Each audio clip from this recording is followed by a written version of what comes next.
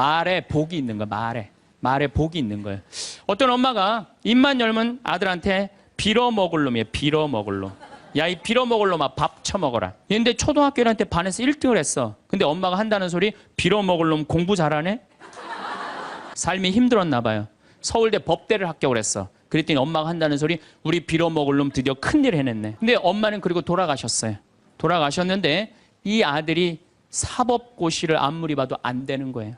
회사에 원서를 넣어도 안 되고 선을 봐도 퇴짜 받고 잘생기고 서울대 법대 나왔는데, 그래서 이상원이라는 그 장명하는 사람한테 가서 물어봤어요. 내 인생이 왜 이러는지 나 모르겠다고. 당신 쭉 살아오면서 무슨 얘기를 많이 듣고 살았느냐? 가만히 생각해보니까 엄마가 입만 열면은 빌어먹을 놈이라고. 그러니까 이 사람은 잘 안 되니까 동료 판사, 변호사, 검사한테 빌어먹기 시작한 거예요. 그게 당신 인생의 몸에 밴 거다. 내가 당신 관상을 보니까 당신은 빌어먹을 놈이 아니라 벌어먹을 상이다. 벌어먹을 상이다. 그래, 내가 왜 빌어먹을 놈이야? 내가 서울대 법대까지 나왔는데. 과외를 시작했어요. 과외를 시작했더니 애들이 너무너무 많이 모이는 거예요. 그래서 학원을 했어요. 학원을 했더니 돈을 너무 많이 버는 거예요, 서울에서. 그랬더니 예쁜 색시가 시집을 오고 지금은 딸 둘을 낳고 행복하게 벌어먹고 살고 있대요.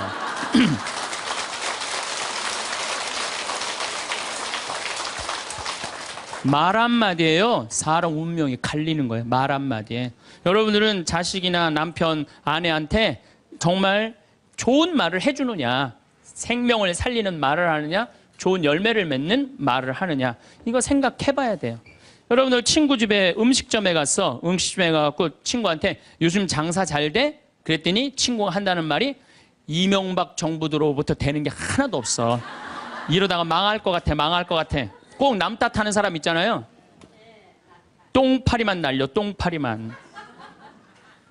근데 또 다른 친구 식당에 갔어요. 그랬더니 다른 친구가 장사 잘 돼?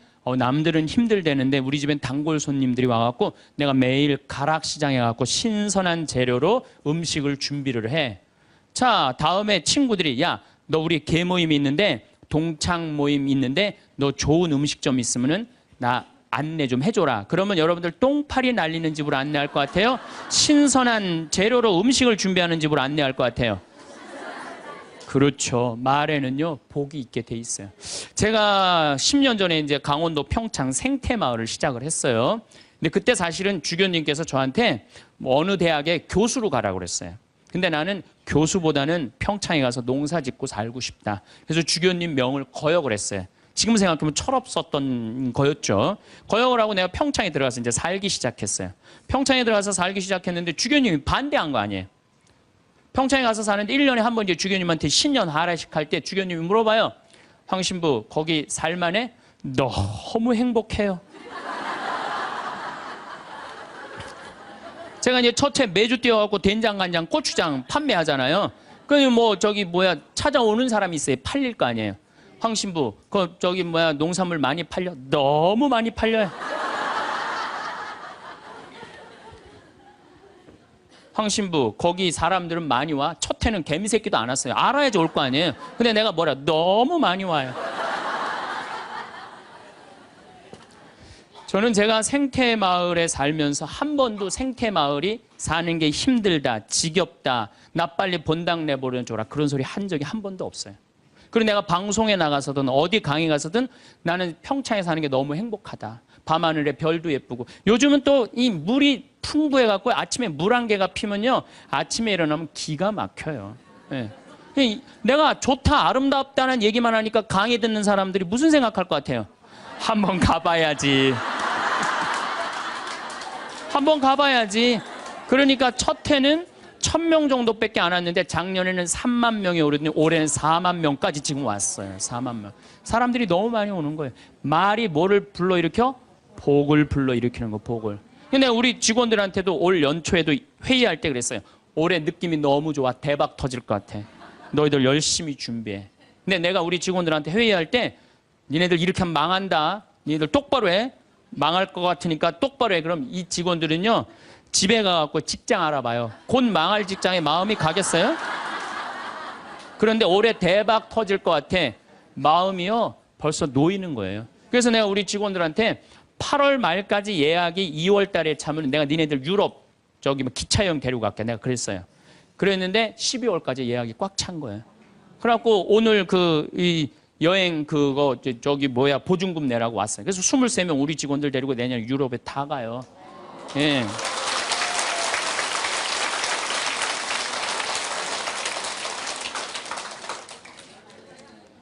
제 신조는 그달에 번 건 그달에 다 쓰자. 이게 제 신조예요. 예. 올해 번 거는 올해 다 쓰자. 이게 내 신조예요. 그러니까 내가 행복하다, 많이 온다, 많이 판매된다. 이렇게 말하니까 우리 생태마을이 즐겁고 행복하고 사람이 어제도 250명 다녀왔어. 내일도 또 250명 오고 매일 그냥 내가 외부 강의 나오지 않는 한 안에는 꽉꽉 차는 거예요. 말이 복을 불러일으키는 거야. 말이. 귀향하는 말인데 좋은 말, 행복한 말을 해야 되지 않아요? 근데 우리는 현대인들은 이런 특성이 있어요. 입만 열면은 힘들어 죽겠다, 지겨워 죽겠다, 이렇게 사느니 죽는 게 낫다. 이런 소리 참 많이 해요. 그런 소리 많이 하죠? 또요, 우리 할머니들 늙으면 죽어야 된다. 이런 소리 많이 하잖아요. 죽으면서 그런 소리 하면은 이쁘긴 한데 죽지도 않으면서 그냥 늙으면 죽어야 된다. 우리 어머니가 60 넘어서 딱 뭐라 그러셨어요? 아유, 늙으면 죽어야 돼. 깜짝 놀랐어요. 내가 효도할 때가 됐는데 벌써 돌아가시면 어떡해. 그래갖고 나는 신부 5년 휴가 동안 정말 거의 내 모든 휴가는 어머니 아버지를 위해서 썼어요. 뭐 성지순례, 이스라엘, 뭐 그다음에 또 무슨 뭐 우리나라 좋대는데 금강산, 무슨 백두산 다 모시고 갔다 왔어요. 죽는다니까 빨리 갔다 와야 될 거 아니에요. 빨리 갔다 와야 될 거 아니야. 그런데 그렇게 60 넘어서 늙으면 죽어야 돼. 그 소리를 했는데 깜짝 놀랐는데 요즘은 그 소리 들으면 신경질 난다니까요. 그 소리 하신 지 20년이 지났어요. 20년. 갈 생각을 안 하세요. 아버지는 피부가 더 뺑뺑하고 어머니도 더 고와지세요. 그러니까 죽지도 않을 거면서 힘들어 죽겠다, 지겨워 죽겠다, 사는 게 지겹다. 이게 말이 안 된다는 거죠. 복을 차는 거예요. 그런데 이게 누구끼리 제일 서로 죽이는 말을 많이 하느냐. 복을 이제 서로 빌어줘야 되는데, 복을 빌어줘야 되는데, 누구끼리 제일 많이 아픈 말을 하느냐면, 부부끼리 제일 많이 아픈 얘기를 많이 해요. 근데 참, 나도 남자지만은 여자 참 이해하기 힘든 존재예요. 여자 이상하고 요상하고 괴상하고 아주 복잡하고 나만 그런 줄 알았더니 스티븐스 호킹스 박사라고 있어요. 스티븐스 호킹스 박사. 이 사람이 나이가 71인데 작년에 뭐라고 그랬냐면은 자기는 140억 년 전에 우주에서 벌어진 일도 다 아는데 자기는 아직도 여자의 95%를 이해를 못 하겠다고 그래요. 아니 그 유명한 사람도 95%를 이해를 못 하겠다고 그러는데 나는 더 모르죠. 네. 여자를 이해하지 못하니까 여자한테 폭력을 쓰는 거예요. 제가 신학교 1학년 때 주일학교 중고등학교 아이들을 데리고 한 20명 정도를 데리고 200명 정도를 데리고 여름 캠프를 갔어요. 우리 때는 4박 5일 가고 그랬어요. 섬강이라는 데를 갔는데 애들이 이제 수요일 날 이제 세 번째 날 전부 이제 강에 들어가는 프로그램이야. 근데 여선생 하나가 고개를 꼬고 안 들어가는 거예요. 그래갖고 아니 다 들어가는데 저 선생은 왜 저 물에 안 들어가느냐. 저 선생 프로그램에 참여시켜라. 빨리 집어넣어라. 그랬더니 다른 선생님들이 어디 학사님 안 된다는 거예요. 저 선생님 오늘 그날이라는 거. 그날.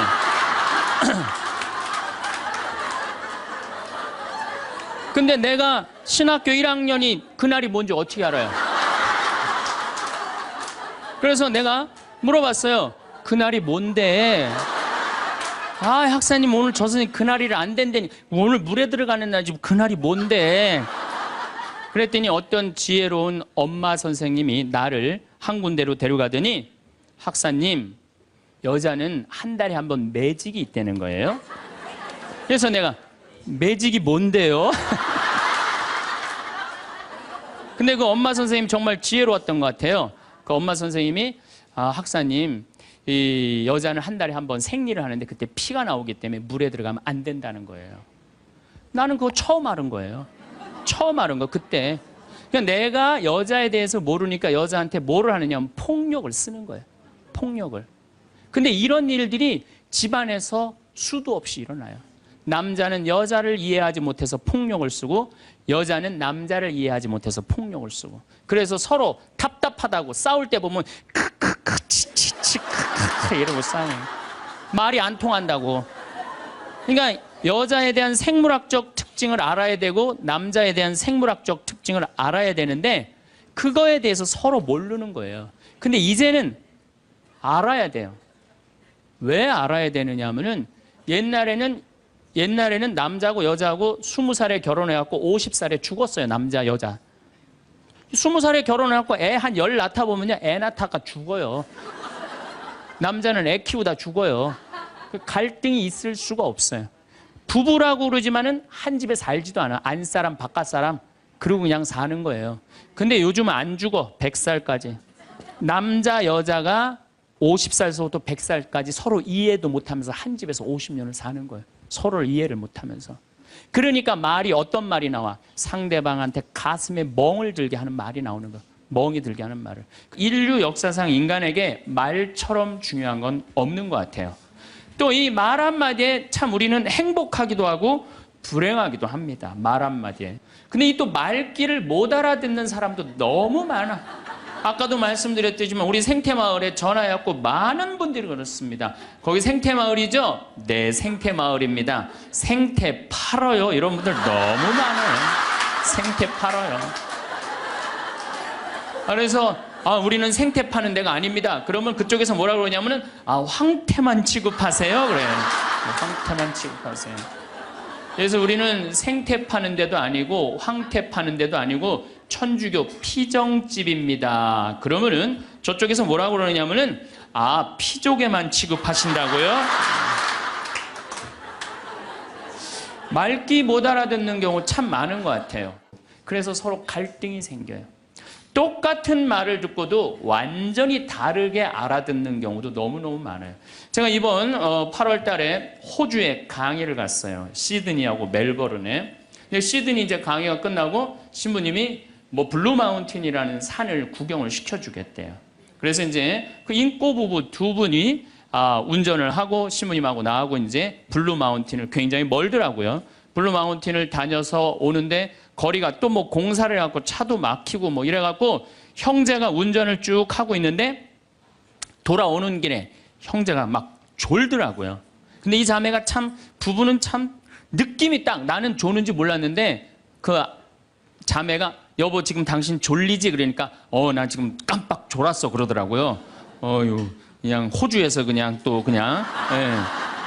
그러더니 아내가 여보 내가 운전할 테니까 당신 오늘 너무 많이 운전했으니까 뒤에서 좀 자. 그러고 난 다음에 조금 잠 깨면 다시 당신이 운전하면 돼. 근데 이 자매가 사실은 좀 관절염이 있었어요. 그래갖고 손이 막 이렇게 퉁그러졌더라고요. 그러니까 다리도 아프고 막 아프니까 이 남편은 자기가 아무리 졸려도 아내 운전시키기가 싫으니까 자기가 운전을 한 거죠. 근데 이제 이 자매가 이제 운전대를 잡았는데 뒤에서 형제님이 막 코를 골고 주무시더라고요. 자매님하고 나하고 이제 두런두런 이런 얘기 저런 얘기 하고 그러는데 이제 해가 뉘엿뉘엿 졌어요. 근데 그날따라 보름달이 뜬 거야. 달이 너무 예쁘게 뜨더라고요. 달이 탁 떴는데 그때 이제 형제가 잠에서 깬 거예요. 근데 이 자매가 나하고 이제 대화를 하는 거 아니에요. 근데 신부님 참 달이 참 그랬단 말이야. 달이 참 그랬어요. 달이 참. 달이 참 그랬는데 그때 형제가 깬 거예요. 그래서 형제가 딱 한마디 하더라고요. 경상도 사람인데 와 절이나 그러더라고요. 나는 그 자매가 달이 참 그랬을 때 달이 참 예쁘다는 말을 할 판이구나. 근데 그 형제는 딱 깼을 때 달이 참 그랬을 때 자기 부인 다리가 아픈 줄 알고 관절염이 있으니까 와 철이나 똑같은 말도 완전히 자기식으로 생각하면요 완전히 다르게 들어요. 이렇게 완전히 다르게 들음으로 해서 오해되는 일들이 너무 많아요. 그래서 수많은 갈등들이 일어나죠. 잘못 알아들어서 자긴 그렇게 알아들었다 이거죠. 또 말 한마디에 사람 인생이 바뀌기도 해요. 말 한마디에. 그 대표적인 사람이 누구냐면 박지성 선수예요. 박지성 선수. 박지성 선수가요 고등학교 때 참 공을 잘 찼대요. 근데 이 박지성 선수의 특징은 뭐냐면은 90분 내내 뛰어다니는 거 쉬지 않고. 그런데 그 박지성 선수의 가치를 아무도 몰랐어요. 그래갖고 프로팀에서도 박지성 선수를 스카우트해가지 않았고 대학교에서도 박지성 선수를 스카우트해가지 않았어요. 그래갖고 박지성 선수는 너무 공을 차고 싶었는데 이때 명지대학 감독님이 박지성 선수의 가치를 알아봐요. 그래갖고 딱 뽑으려고 그러니까 이미 축구팀은 다 찬 거야. 그래서 보니까 테니스부에 한 명 TO가 남아있는 거야. 그래서 박지성 선수한테 뭐라고 그러냐면은 너 우리 대학교 테니스부로 들어와라. 공은 축구부에 와서 차고.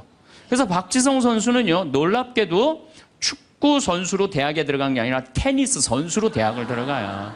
네. 테니스 선수로 대학을 들어가요. 근데 이 박지성 선수의 이 가치를 누가 알아보느냐면 히딩크가 알아봐요. 쭉 다니면서 너무 열심히 뛰거든. 뽑아요. 유명한 프로 선수도 아니고 대학 유명한 유망주도 아니고 박지성 뽑았을 때 히딩크가 많은 욕을 먹었다고 그래요. 그 뭐 맨날 후보로 뛰었죠. 미국 골든컵에서 박지성 선수 뛸 기회가 있는데 또 부상을 입어요. 그러니까 이 박지성 선수 너무 실망해갖고 락카룸에 있는데 히딩크 감독이 통역관을 데리고 와서 뭐라고 딱 1분 떠드는 거예요. 근데 또 박지성 선수가 그때는 영어를 지금은 잘하지만 못 알아듣잖아요. 그래서 통역관한테 지금 저 감독이 나한테 뭐라고 그러는 거냐? 그랬더니 통역관이 하는 말이 박지성 선수 당신은 히딩크 내가 생각하기엔 당신 너무너무 훌륭한 선수가 될 자질을 갖고 있다. 앞으로는 세계적인 스타가 될 것이다. 아무도 주목하지 않았는데 이 히딩크라는 이 감독이 말 한마디에 자기 인생이 그 1분에 자기 인생이 바뀌었다는 거예요. 그 다음부터 플레이를 할 때 자신감을 가지고 플레이를 하기 시작했대요. 점점 박지성 선수의 가치가 드러나면서 여러분들 이 포르투갈전 32강 마지막 경기 했을 때 박지성 선수가 이영표 선수가 공을 차고 가슴에 트래핑을 해갖고 딱 골인을 넣죠. 누구한테 제일 먼저 뛰어가죠? 그렇죠. 히딩크한테 탁 끌어안잖아요. 자기 인생의 멘토, 인생을 운명을 바꿔준 사람이잖아요. 말 한마디에 사람이 운명이 바뀌는 거예요. 그래서 세계 최고의 맨유에 입단까지 하고 박지성 선수는 맨유가 역사가 100년이 넘는데 200회 이상 출장한 92번째 선수가 돼요. 물론 지금은 팀을 이적을 했지만은 정말 아시아인으로서의 최고의 스타가 된 거죠. 세계적인 스타가. 근데 박지성 선수가 자기 자서전에 뭐라고 그러냐면 그 히딩크 감독이 1분의 칭찬이 내 인생을 바꿔놨다고 얘기를 합니다. 그래서 우리가 말이라는 것처럼 중요한 게 없는 것 같아요. 근데 말에는 등급이 있어요. 말에는 등급이 있어요. 말에는 생명을 살리는 말씀을 하는 사람이 있어요. 말씀을. 또 좋은 열매를 맺는 말씨를 뿌리는 사람이 있어요. 또 입만 열면 상대방 기분 나쁘게 하는 말투를 던지는 사람이 있어요. 여러분들 마르틴 루터 킹 목사라고 아시죠? 예. 이분이 유명한 연설을 해요. I have a dream이라는 유명한 연설을 해요. 근데 그 연설 중에 한 구절이 참 제 마음에 와닿는 구절이 있어요. 나는 꿈이 있습니다. 나는 사람이 피부색으로 평가받지 않고 그 사람의 인격에 의해서 평가받는 세상이 오는 그런 꿈을 꾸고 그런 꿈이 있습니다. 이런 설교를 해요. 흑인이 1960년대 투표권도 없었던 그 사람들인데 지금은 어떻게 됐어요?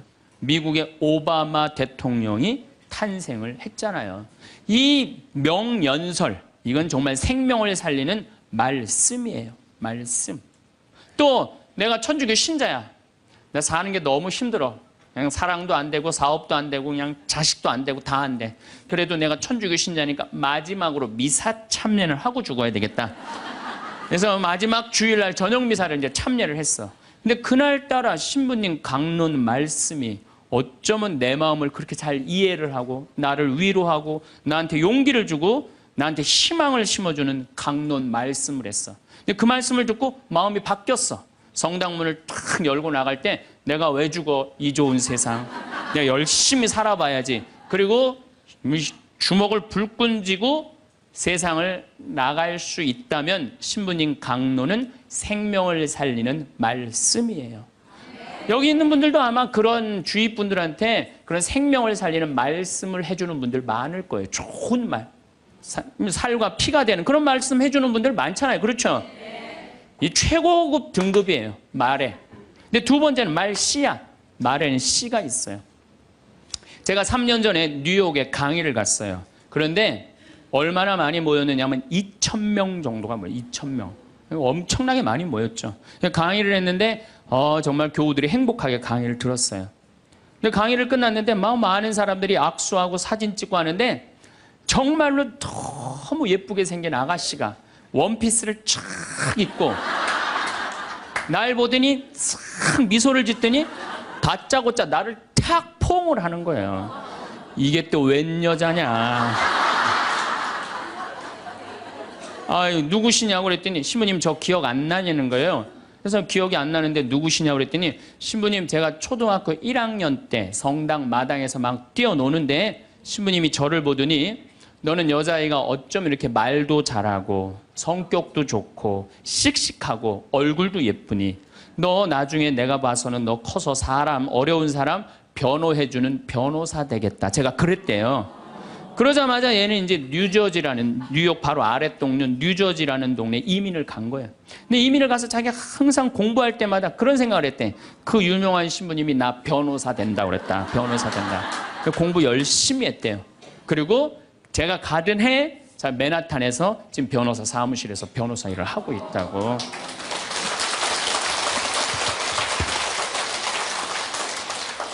내가 무심결에 뿌린 씨인데 15년 후에 변호사라는 열매가 맺어지더라고요. 또 작년엔 제가 LA에 강의를 갔어요. LA라고 그러는 거 아니래요. LA라고 발음해야 되는데 LA라고. 네. 근데 LA에 강의를 갔는데 이번에는 더 많이 왔어요. 한 2,500명 정도가 왔어요. 강의가 끝나고 뭐 정말 수많은 분들하고 인사하고 뭐 악수하고 사진 찍고 하는데 이번엔 정말 잘생긴 남자아이야. 잘생긴 남자아이가 나한테 오더니 인사를 하는 거예요. 신부님 감사하다는 거예요. 그래서 뭐가 감사하냐고 신부님 제가 평택 비전동 본당에 있을 때 제가 초등학교였는데 신부님 그때 내 손가락을 보더니 너는 남자의 손가락이 이렇게 섬세한 걸로 봐서 너 나중에 커서 사람 살리는 수술외과 의사가 될 것 같다. 제가 그랬대요. 그러자마자 얘는 이제 LA로 이민을 간 거예요. LA로 이민을 간 거예요. 그래서 공부할 때 항상 손가락을 보고 그런 생각을 했대요. 이 손이 사람을 살리는 손이 된다. 공부 열심히 했대요. 그리고 자기는 지금 UCLA 의대 수술외과 집도의라고 감사하다고 신부님 덕에 내가 이렇게 좋은 의사가 돼서. 그래서 좀 깜짝 놀랐어요. 난 그렇게 말했던 기억이 안 나는데 우리가 어린아이한테 무심코 뿌린 씨가요. 그게 인생을 결정짓는 경우가 참 많아요. 근데 이 말투가 있어. 애를 보고 애들이 얼마나 사랑스럽고 귀해요. 근데 애를 보고 핸대는 소리가 엄마 아빠한테 핸대는 소리가 장군감이나 이러면 얼마나 좋아. 얘 견적 많이 들겠다. 이 말투를 던지는 분들 참 많아요. 기분 나쁘게 말투 던지는 분들. 성당에도 보면은 입만 열면 기분 나쁜 말 하는 분들 계시죠? 아니 신부님이 강론 때 하느님 만나러 오는 건 축제다. 그러니까 주일날 옷 이쁘게 입고 와라. 깨끗한 옷 입고 와라. 가끔 그런 말 하잖아요. 그래서 나도 정말로 예쁜 옷을 입고 가야지. 그래갖고 예쁜 옷을 입고 성당에 왔어. 근데 딱 자매 하나가 한다는 소리가 누굴 또 홀리려고 여시같이 입고 왔어. 꼭 그렇게 말하는 사람들이 있어요. 그렇죠? 기둥뿌리 뽑았냐? 뭐 개 탔냐? 뭐 이래갖고 아주 상처를 주는 분들이 있어요. 입만 열면은 상대방 무시하고 가슴에 아픈 거를 이렇게 심어주는 분들이 참 많습니다. 말에는요, 가는 말이 고와야 오는 말이 고와요. 한 10년 만에 한 60에 헤어졌는데 70에 만났어. 내 친구가 한다는 소리가 야, 너 10년 동안 안 보는 동안 팍상 늙었다. 그러면은 이쪽에서 팍상 늙었다고 말들은 이 사람은 너 10년 동안 안 보는 동안 팍상 늙었다. 그런 친구한테 뭐라고 그럴 것 같아요? 너도 만만치 않아. 가는 말이 고와야 오는 말이 고운 거예요. 그런데 10년 만에 만났어. 너 10년 동안 안 보는 사이 뭐 이렇게 나이 하나도 안 먹었어. 어쩜 이렇게 고우니 너는? 그럼 이쪽에서는 또 뭐라 그럴 것 같아요? 너도 참 곱게 늙어간다 얘. 가는 말이 고와야지 오는 말이에요. 근데 우리는 말투가 너무 많아요. 이 말투를 누구끼리 제일 험하게 하느냐? 부부끼리 제일 험하게, 부부끼리. 어떤 부부가 길을 가다가 남편이 저길 보니까 길을 건너는데 이제 어떤 젊은 여자가 서울 나와 보니까 정말 난 평창에서 생전 그런 거 구경 못 하는데 아가씨들이 정말 쭉쭉 빵빵 반바지 입으면 그냥 다리도 어쩜 저렇게 미끈해.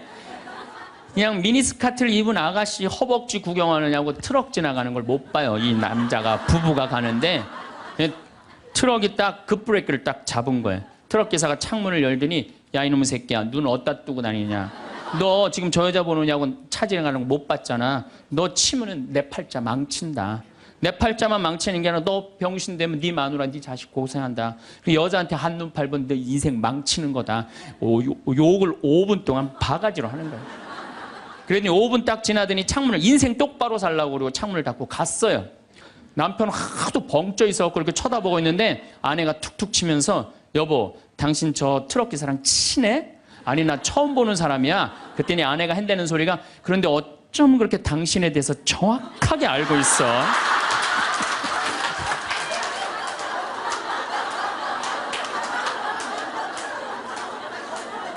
여러분들 그런 경우 많지 않아요? 남편한테 무슨 말을 하면 저 남편이 가슴 아플까? 이것만 골라서 하는 분들 많아요. 반대로 우리 형제님들, 제가 언젠가도 이런 강의 때 말씀을 드렸는데 형제님들, 내가 가정방문 다니고 초청 받으러 가면은요 참 살림 잘 사는 자매들 많아요. 가보면 집이 어쩜 그렇게 깨끗해. 음식도 깔끔하게 하고 그냥 딱 치마 입고 그냥 드레스 입고 딱 음식 준비하면 너무너무 이쁘고 참 부럽더라고요. 그래서 내가 한마디에 형제한테 형제님 다 이렇게 살림 잘하는 부인 같이 살아서 너무너무 행복하시겠어요? 그럼 많은 경우 형제님이 이렇게 물어봐요. 신부님 우리 마누라 마음에 드세요? 너무 마음에 들어요. 그럼 뭐라 그래요? 신부님 데리고 가세요 그냥.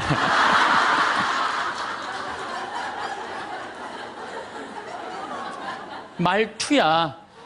우리 마누라 신부님 마음도 예뻐요. 이렇게 얘기하면 얼마나 좋아. 근데 부부끼리 서로 상처나는 말을 골라서 해요. 골라서. 말투죠. 여러분들 자식들한테도 어때요? 애가 공부 좀 못하면 속상하잖아요. 뭐라 그래? 내가 너 같은 거 낳고 좋다고 미역국 끓여 먹은 내가 미친년이다.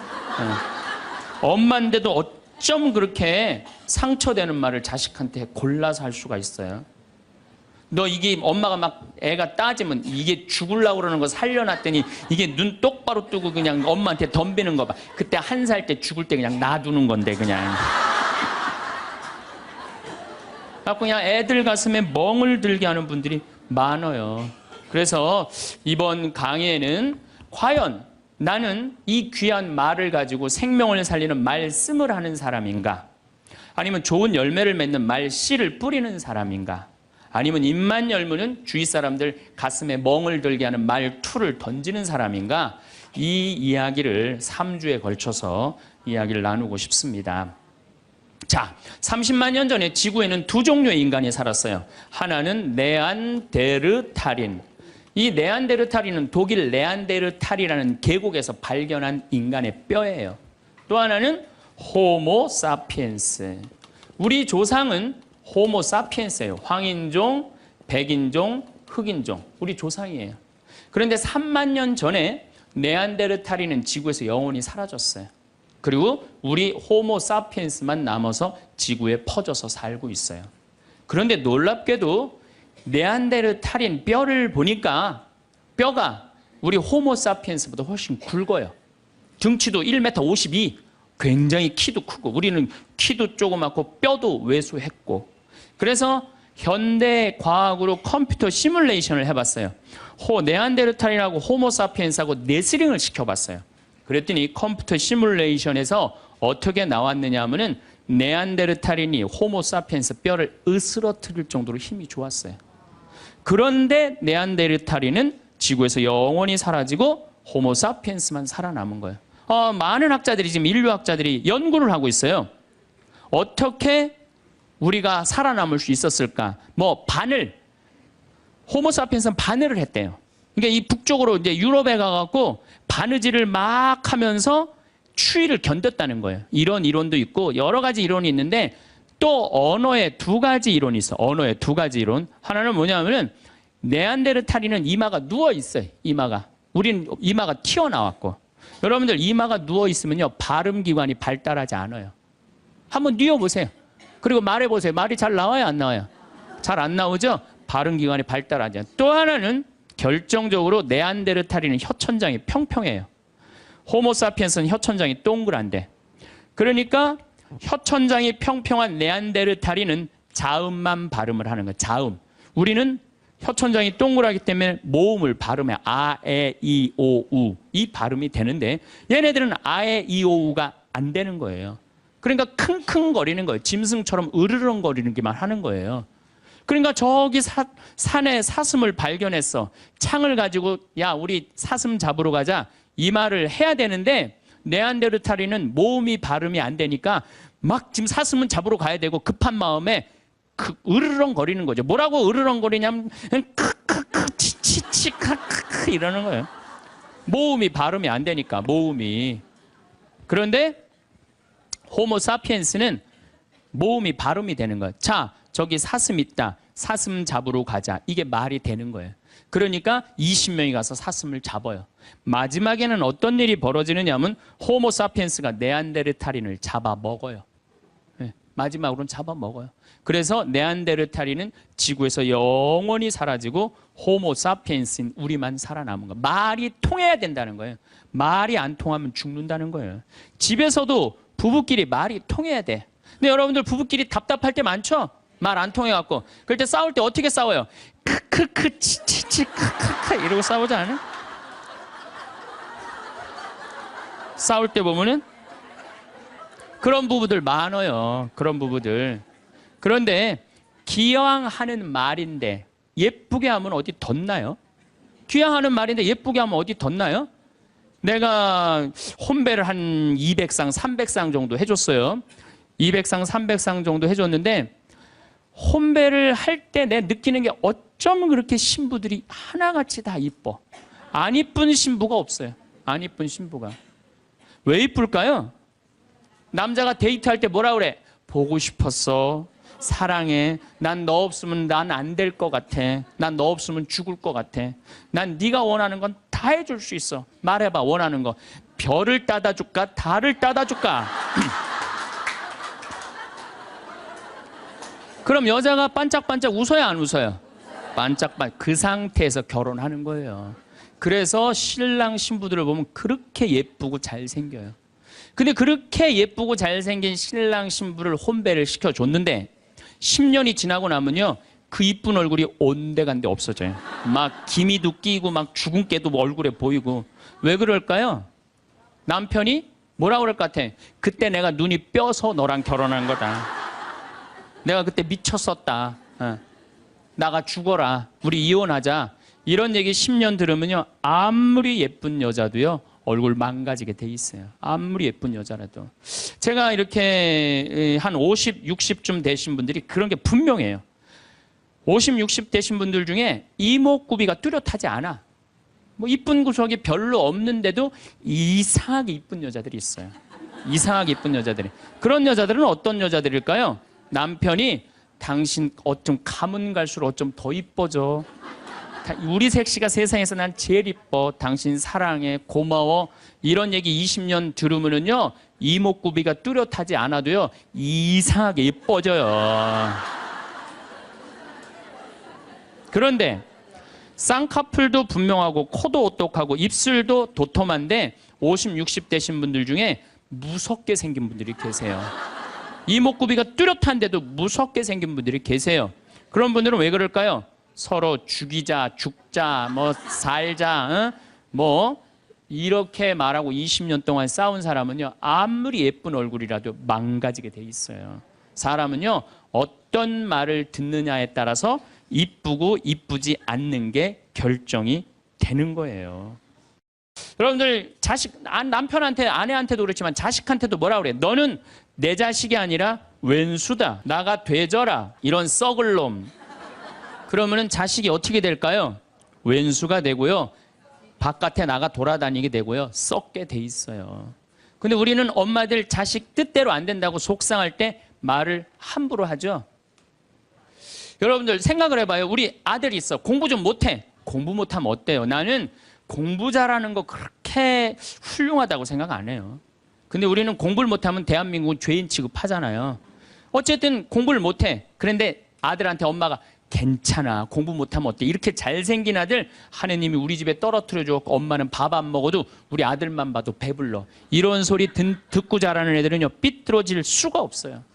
딸 보고도 이렇게 이쁜 딸 혼자 보기 너무 아깝다. 어쩜 이렇게 이쁜 딸이 얘네들 삐뚤어질 수가 없어요. 남편도 아침에 출근할 때 이렇게 잘생긴 남편을 어떻게 보내? 여보, 내가 나가서 버릴 테니까 당신 집에 있어.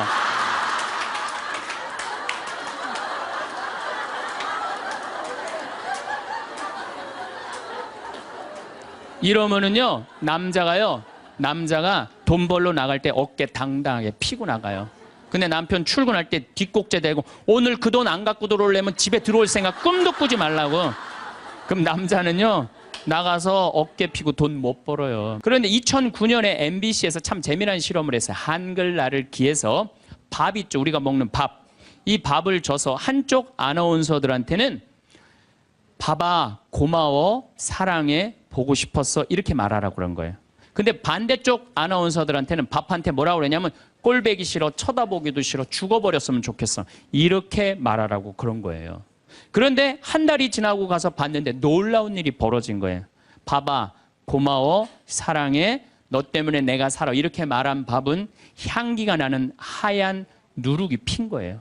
그런데 쳐다보기 싫어, 꼴배기 싫어, 죽어버렸으면 좋겠어 이렇게 말한 밥은 미워 이렇게 말한 밥은 새카맣게 썩은 냄새가 나는 새카맣게 향기가 나는 누룩. 여러분들 쳐보세요. 그 실험이 나와요. 향기가 나는 누룩, 완전히 썩어버린 밥. 밥도 고맙다, 이쁘다, 감사다 이러면 향기가 나는데 사람은 어떨 것 같아요? 사람은. 여러분들 뭐 2년 전인가 우리 서울교구 시각장애우들 100분이 우리 생태마을에 오셨어요. 정말 그분들 기쁘더라고요. 그래서 내가 뭐가 그렇게 기쁘냐 그랬더니 신부님 우린 눈에 뵈는 게 없어서 행복하다고. 눈에 뵈는 게 없어서 행복하다고. 그런데 그분 네 분이 여러분들 제가 시각장애우들이랑 1년을 같이 살았어요. 상계동에서 1년을 살았는데 너무 잘 알아요. 그분들 뭐 젓가락 비비는 거 뭐 노름도 다 해요. 할 거 다 해요. 예, 뭐 별걸 다 하는데 시각이 이게 어렸을 때 열이 너무 나갖고 시각을 잃어버리는 경우 많거든요. 그땐 눈알을 빼요. 이 눈알이 있는 분들이 있고 아예 알을 빼는 분들도 있어요. 근데 이 눈알을 빼면 중증들이에요. 중증들. 눈이 있어도 흐릿하게 보이는 분들도 있어요. 근데 이 눈알을 뺀 내 형제가 우리 생태마을 그 데크, 강이 내려다보는 데크에 서서 이렇게 말하는 거예요. 야, 베드로야, 내가 50년 동안 우리나라 참 많이 다녀봤는데 이렇게 경치 좋은 데는 처음 본다. 그래서 내가 물어봤어요. 아니, 이게 경치 좋은지 당신들이 어떻게 아느냐 그랬더니 신부님, 강물 소리 들리지 않느냐, 강물 소리. 새소리 들리지 않느냐 이거야. 그 다음에 느티나무 바람에 흔들리는 소리 들리지 않느냐. 또 5월 달에 오셨는데 아카시아 향기, 공기 이렇게 경치 좋은 데는 처음이라는 거예요. 얼마 전에도 우리 생태마을에 교수님인데 60에 시력을 잃기 시작해갖고 65세 완전히 시력을 잃으신 교수님이 오셨어요. 근데 그분이 나하고 밥을 먹으면서 이런 말씀을 하시는 신부님, 저도 오래간만에 새벽에 강물 소리 너무 듣기 좋은 강물 소리 들어서 3시간 동안 강물 소리에 흠뻑 젖었다는 거예요. 그리고 새벽에 새가 우는데 너무 자기 오래간만에 행복했다고. 근데 여러분들은 이 두 눈으로 온 세상을 다 보면서도 사는 게 지겨워 죽겠어. 이렇게 사느니 죽는 게 나. 눈이 아깝다 이거예요. 눈이 아깝다. 눈알 하나 갈아 끼는데 얼마 들어? 1억 들어. 1억. 2개 갈아 끼면 2억이야. 2억. 지금 난 눈 뜨고 쳐다보고 있는 분들 지금 2억 지금 깔고 있는 거야. 지금 2억.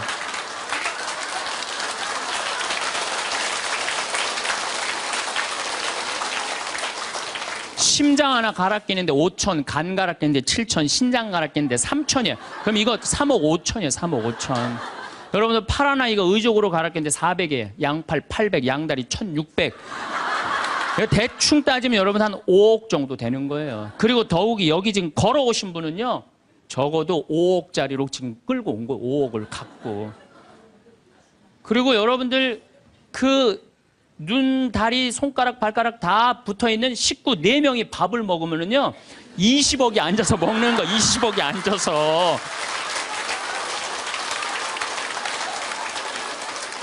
아니, 20억이 앉아서 먹으면서 사는 게 지겹다, 이렇게 사는 게 죽는 게 낫다.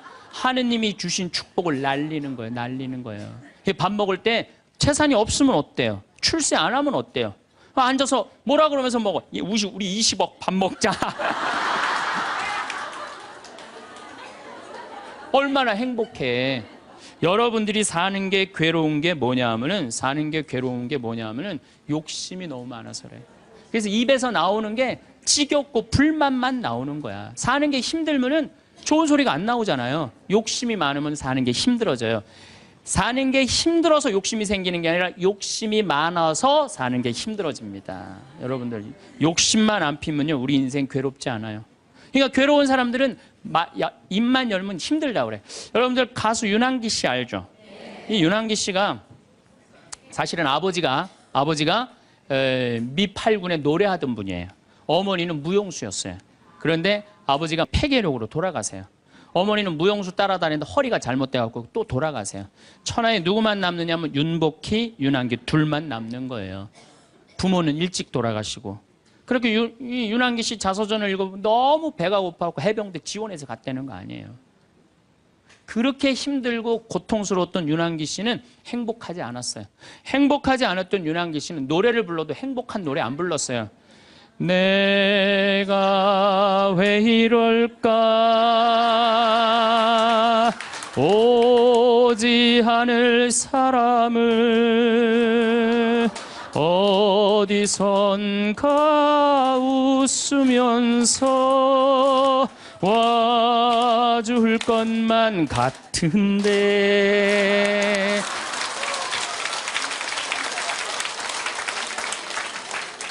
행복하지 않았기 때문에 노래를 불러도 행복한 노래를 안 불렀어요. 처음에는. 차라리 그 사람을 만나지 않았던들 이 고통 이 괴로움 나에겐 없을걸.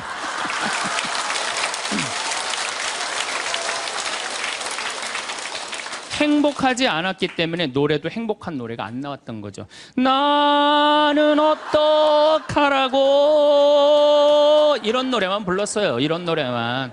예. 너무합니다. 이것도 김수희 씨가 불렀지만 곡은 윤한기 씨가 쓴 거예요. 전부 행복한 곡이 하나도 없었어요. 근데 76년에 윤한기 씨는 하나님을 믿기 시작해요. 76년에 하나님을 믿기 시작해요. 그러면서 삶이 바뀌기 시작해요. 79년에 윤한기 씨, 윤복희 씨가 사랑이 뭐가 잘못되고 굉장히 괴로워해요. 그때 동생을 위해서 이사야전서 37장을 묵상하다가 갑자기 곡을 하나 써요. 여러분들 너무너무 잘 아는, 요즘 나가수에서도 유명한 내가 만약 외로울 때면 내가 위로해 줄게. 이게 무슨 소리냐면 내가 만약 외로울 때면 하느님인 내가 너를 위로해 줄게. 그 노래예요. 그 노래. 이게 1절은 한국어 가사가 2절은 영어 가사인데 1절은 그때 하느님이라는 단어를 쓸 수 없었지만 2절에는 하느님이라는 단어를 써요. 너는 나의 영원한 노래야. 야훼는 나의 영원한 노래, 영원한 기쁨이다 이거예요. 내가 외로울 때 누가 위로해 주지? 주님께서 위로해 준다 이거예요. 그리고부터 이 두 분은 인생이 바뀌어요. 이 이후로 윤한기 씨 자서전을 읽어보면 슬픈 노래를 하나도 안 불렀다고 그래요. 아까도 이야기를 했지만 나는 행복합니다. 나는 행복합니다. 나는 행복합니다. 정말 정말 행복합니다. 그 다음 가사가 뭐냐면 기다리던 그날이 왔어요. 어깨를 활짝 펴고 우리 함께 웃어봐요. 즐겁게 살아봐요. 그런 내용이에요. 그리고 지금 윤한기 씨는 무슨 일을 하고 있느냐. 나이가 70이신데 개신교 예술신학교 목사님 총장 역할을 지금 목사님을 20년 이상을 살면서 세상 사람들한테 행복을 얘기해줘요. 청승을 떨면서 노래를 불렀을 때하고 기쁨을 가지고 노래를 불렀을 때하고 인생이 바뀐다 이거예요. 인생이. 그러니까 여러분들도 제발 성가 좀 청승 좀 떨지 말고 불러라. 네, 청승 좀 떨지 말고 해라. 말은 눈에 보이지 않는 힘을 가지고 있습니다. 내가 무심코 내뱉는 말은 다른 누구보다 나 자신에게 가장 큰 영향을 줍니다. 습관처럼 부정적인 말이나 불평을 늘어놓는 것은 결국 자신의 삶을 그러한 틀 안에 가두는 것과 같습니다. 말은 생각을 단단하게 굳히고 그 생각은 우리의 행동과 태도를 결정합니다. 스스로 불행을 예언하는 말을 반복한다면 곡은 자연히 멀어질 수밖에 없습니다. 아침에 눈을 뜨고 거울을 보며 무심코 한숨을 쉬는 것도 하나의 말입니다. 몸이 예전 같지 않다고 중얼거리는 것도, 세상이 점점 살기 힘들어진다고 말하는 것도 모두 내 귀가 가장 먼저 듣는 말입니다. 이런 말들이 쌓이면 마음속에 무거운 돌이 하나씩 쌓이는 것과 같습니다. 그 돌들은 점점 커져서 우리의 발목을 붙잡고 앞으로 나아가지 못하게 만듭니다. 반대로 아침마다 오늘도 건강하게 하루를 시작할 수 있어서 다행이라고 말하는 사람이 있습니다. 작은 일에도 고맙다는 말을 자주 하는 사람이 있습니다. 이런 말들은 마음속에 가벼운 깃털처럼 쌓입니다. 그 깃털들은 우리를 무겁게 짓누르는 대신 오히려 우리를 띄워 올려줍니다.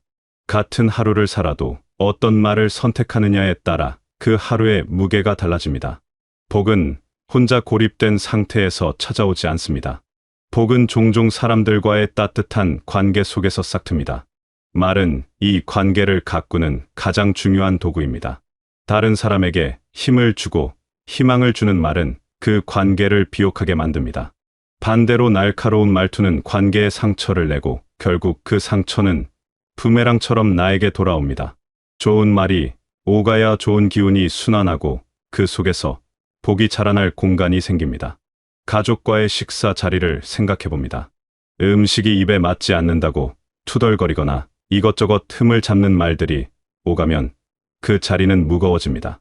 하지만 오늘 반찬이 맛있다고 말하거나 함께 밥을 먹을 수 있어서 즐겁다고 말하면 그 자리는 따뜻해집니다. 같은 밥상이지만 어떤 말이 오가느냐에 따라 그곳이 복이 머무는 자리가 될 수도 있고 복이 떠나는 자리가 될 수도 있습니다. 이웃을 만났을 때도 마찬가지입니다. 세상 돌아가는 일이 마음에 들지 않는다며 불평을 쏟아내면 그 이웃은 다음에 여러분을 만나는 것을 피하고 싶어질 것입니다. 하지만 밝은 얼굴로 안부를 묻고 상대방의 이야기에 귀를 기울이며 따뜻한 말을 건네면 그 이웃은 여러분을 다시 만나고 싶어질 것입니다. 사람들이 여러분 곁에 머물고 싶어 할 때 그곳에 복이 함께 머뭅니다. 말을 하는 것은 마치 씨앗을 심는 일과 같다고 할 수 있습니다. 어떤 씨앗을 심느냐에 따라 나중에 거두게 될 열매가 달라집니다. 좋은 말을 선택하는 것은 단지 긍정적으로 보이려는 노력이 아닙니다. 그것은 내 삶의 밭에 좋은 열매가 열리기를 바라는 마음으로 정성껏 좋은 씨앗을 골라 심는 지혜로운 행위입니다. 말의 씨앗은 생각보다 빨리 싹을 틔웁니다. 아침에 기분 나쁜 말을 내뱉으면 그 말은 하루 종일 마음속에 남아 다른 부정적인 생각들을 불러옵니다. 그 생각들은 우리의 표정을 굳게 만들고 행동을 조심스럽게 만듭니다. 그러면 하루 내내 좋은 일이 일어날 틈이 없습니다. 반대로 아침에 좋은 말을 하면 그 말은 하루 종일 마음을 밝게 만들고 다른 긍정적인 생각들을 불러옵니다. 그러면 자연스럽게 표정이 부드러워지고 행동이 여유로워집니다. 그런 상태에서는 좋은 일들이 찾아올 공간이 생깁니다. 말이 복을 부른다는 것은 단순한 미신이 아닙니다. 이것은 우리 삶의 작동 원리에 가깝습니다. 우리가 어떤 말을 선택하느냐에 따라 우리의 마음 상태가 달라지고 마음 상태에 따라 우리가 세상을 대하는 방식이 달라지며 세상을 대하는 방식에 따라 우리가 경험하는 현실이 달라집니다. 이 모든 과정의 시작점에 말이 있습니다. 말의 힘은 특히 어려운 상황에서 더 분명하게 드러납니다. 같은 어려움을 겪어도 어떤 사람은 이 또한 지나가리라고 말하며 견딥니다. 어떤 사람은 왜 이런 일이 나에게만 일어나느냐며 한탄합니다. 전자의 말은 우리에게 희망을 주고 견딜 힘을 줍니다. 후자의 말은 우리를 더 깊은 절망으로 밀어넣습니다. 어려움 자체는 같지만 그것을 대하는 말이 다르면 그 어려움을 통과하는 과정과 결과가 완전히 달라집니다. 건강이 예전만 못할 때도 마찬가지입니다. 몸이 말을 듣지 않는다고 불평하며 모든 것을 포기하는 말을 하면 실제로 몸은 더 빨리 기운을 잃습니다. 하지만 아직 할 수 있는 것들에 감사하며 조금씩이라도 움직여보겠다고 말하면 몸도 그 말에 반응합니다.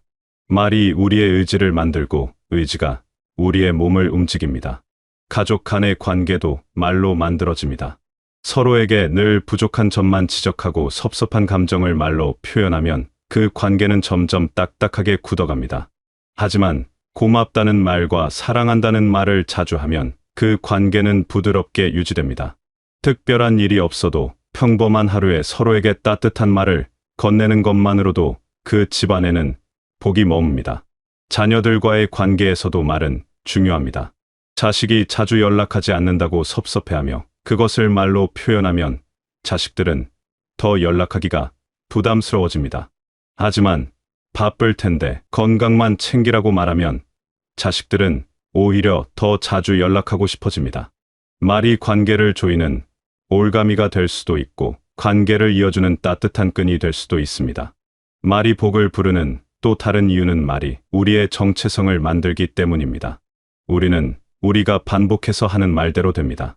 늘 피곤하다고 말하는 사람은 실제로 더 피곤함을 느낍니다. 늘 힘들다고 말하는 사람은 모든 일이 더 힘들게 느껴집니다.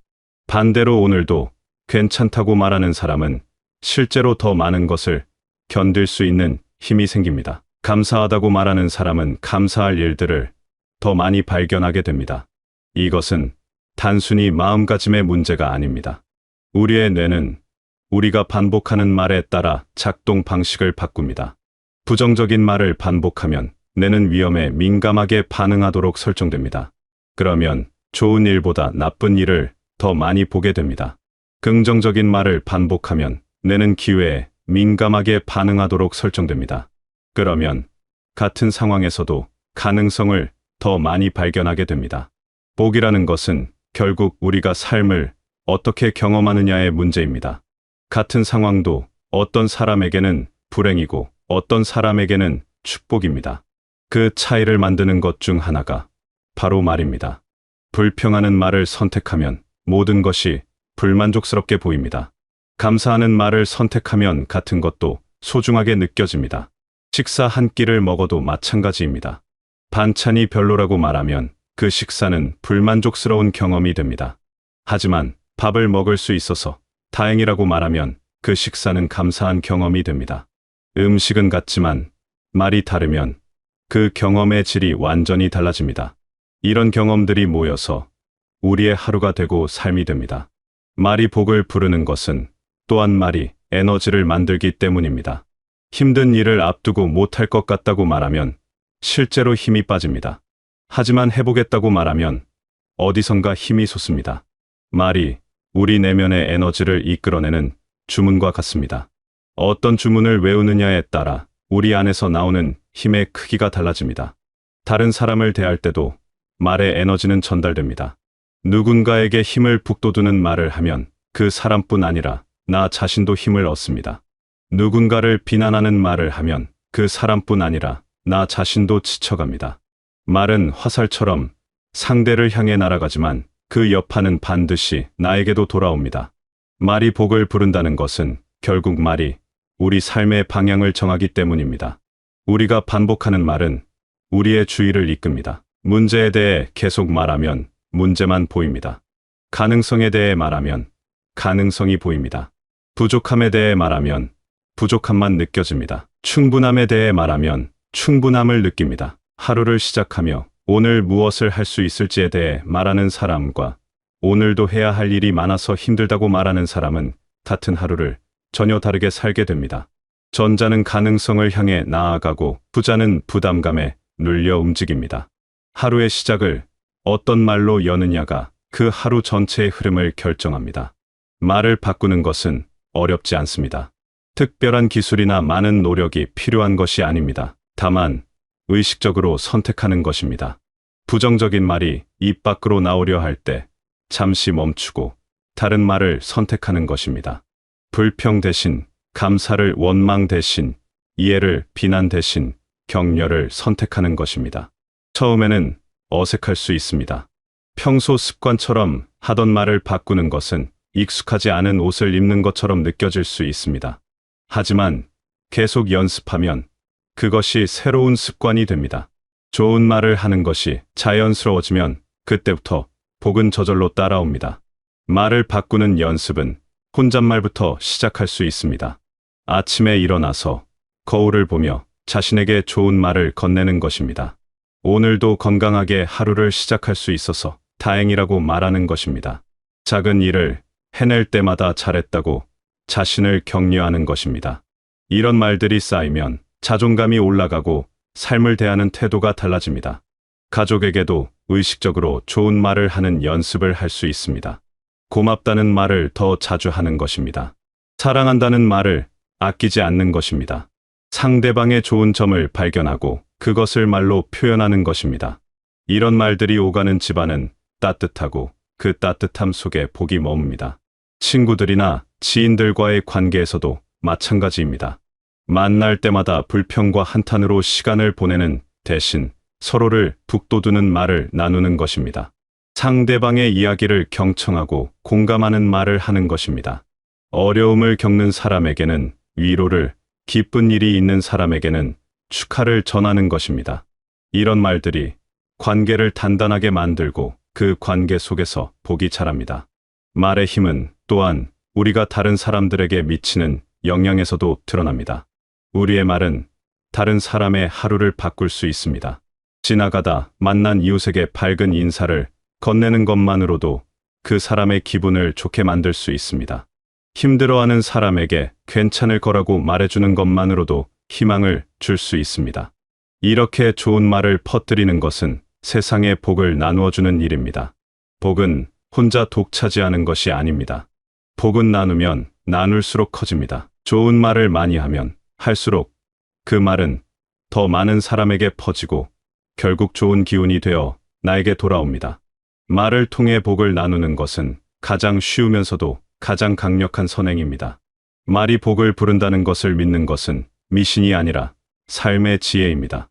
이것은 수많은 사람들이 경험을 통해 깨달은 진리입니다. 좋은 말을 하는 사람 주변에는 사람들이 모입니다. 사람들이 모이는 곳에는 기회가 생깁니다. 기회가 있는 곳에는 복이 찾아옵니다. 이 모든 것의 시작이 말입니다. 물론 좋은 말만 한다고 해서 모든 문제가 해결되는 것은 아닙니다. 현실의 어려움이 말 한마디로 사라지지는 않습니다. 하지만 같은 어려움을 겪더라도 어떤 말을 하느냐에 따라 그것을 견디는 힘이 달라지고 그것을 극복하는 방법이 보입니다. 말은 마법이 아니라 도구입니다.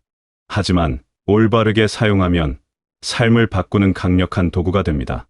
결국 말이 복을 부른다는 것은 일상에서 어떤 말을 선택하느냐는 습관에 달려 있습니다.